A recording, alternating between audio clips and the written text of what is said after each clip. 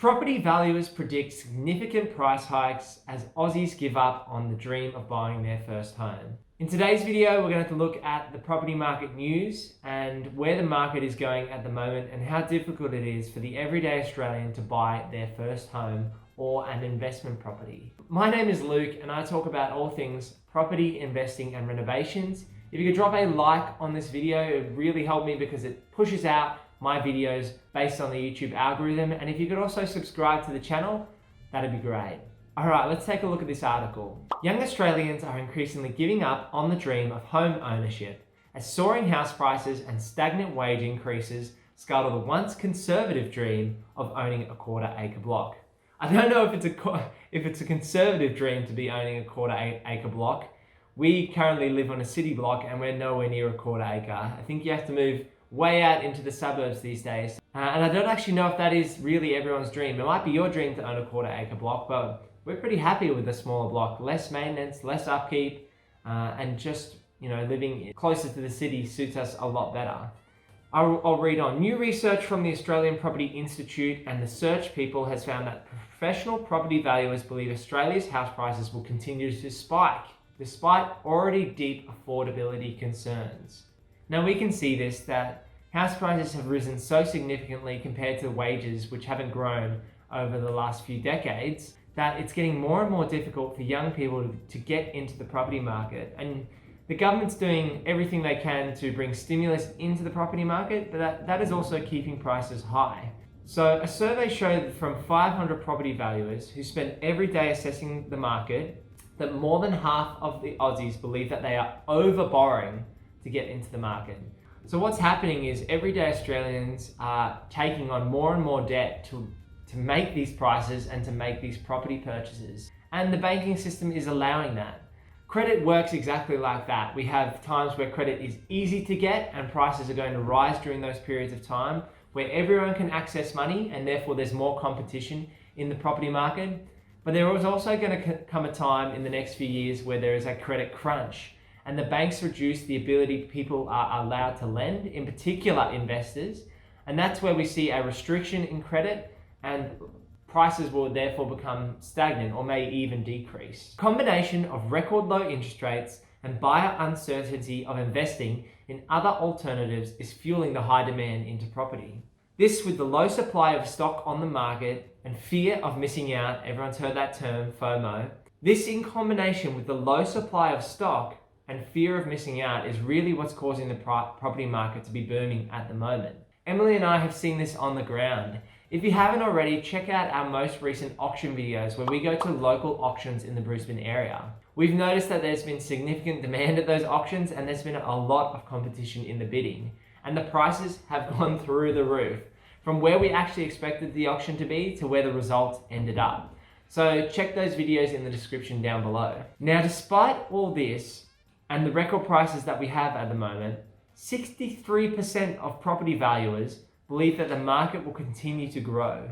That is crazy, that most of the valuers in the market see that there's still time for growth in property. So if you haven't bought already, there's still opportunity for you to ride this wave of growth. Most respondents believe a boom is set for the Australian property sector. However, 59% also believe Australia is currently witnessing the makings of a property bubble. And don't we always hear about a property bubble? If it's not booming, there's a bubble that's about to burst. So you can't really follow the news for a source of truth because they're only going to talk about the high extremes and the low of lows. When in actual fact, property is not that volatile. It's actually a steady asset when you compare it to stock market or products like cryptocurrency. Like Bitcoin at the moment has been going through significant growth and recently crashed. Whereas property market in comparison is quite steady. Now moving on, buyers interested in entering the market should have their financial ducks in a row before taking the plunge, Mrs. Hodge said. For property investors and buyers, we recommend ensuring that you have a budget, finance, valuation research in order as early as possible to ensure you can decisively move on opportunities with confidence and speed. Now that is a really good statement. Everything she's just said in this article is true. You need to have a budget in place. You need to know what you're spending and how you're tracking financially. You need to know how much you can borrow from the bank so you can go out there and make offers with confidence, and you also need to do your research on the value of properties that you're assessing. You don't want to be overpaying, and you don't want to be sending in lowball offers in a hot market, because you're not going to get those deals secured and under offer in your name on the contract. So get your budget in order, get your finance in place, and do your research before making a property purchase, and you'll be able to move with that confidence and speed. And you should also seek independent valuations, which is likely going to happen from your bank when you're going for a loan and you're under contract with a property. But you can also seek independent valuations yourself on properties if you'd like, to get an understanding of the value of the property at the point in time when you're looking to buy. So this is a really interesting piece of data that they provided, where they look at the Australian capital city property prices in April 2021. Now it says that the quarterly change for each of the states has averaged across Australia at 6.8%, with a median property price of $625,000. You can see here that each of the capital markets across Australia have gone up anywhere between 4.2 to 8.8%. Now Sydney is leading the way with the growth, and I think that now the market's really heated up. Everyone's trying to jump in there. There is FOMO floating around, and people are trying to get into the market and ride this wave of growth. I personally don't think that the market has run out of steam, and that we'll continue to see strong growth throughout the rest of 2021. Just looking at the Brisbane market, it's seen 5.6% growth with a median property value of $558,000.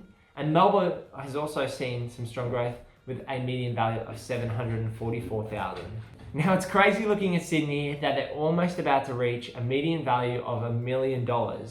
And I don't think it will take long for the median value to hit that $1 million mark in Sydney if we continue to see this compounded growth in property prices over the coming months.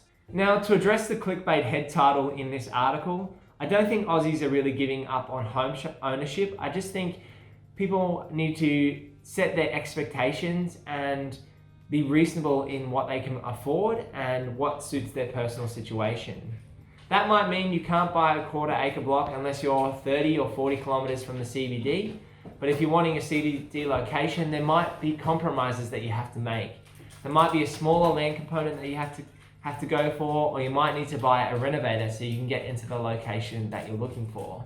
The key thing to understand is what you are willing to compromise on, whether that is location or quality of build or different aspects of buying a house. There are areas you're going to have to compromise to get into your first home, and that might be that you don't buy in your ideal location to begin with. But if you can get yourself into the property market, you might be able to see some of this growth, and you might be able to refinance or sell and eventually move it into an area that you really want to be. And at the end of the day, rent vesting is becoming a really popular strategy where you put your money to work and you live where you want by renting in the location that suits you. I hope you found this video interesting and this insight useful into the property market at the moment. Leave a comment down below on where you think the property market is at and where we're heading this year in 2021. Also drop a like on the video, subscribe to the channel, and I'll see you in the next video. Peace. Hello. Just as I'm about to start. Do you want to say hello to the subscribers? Or no, you just want ear rubs. Don't you?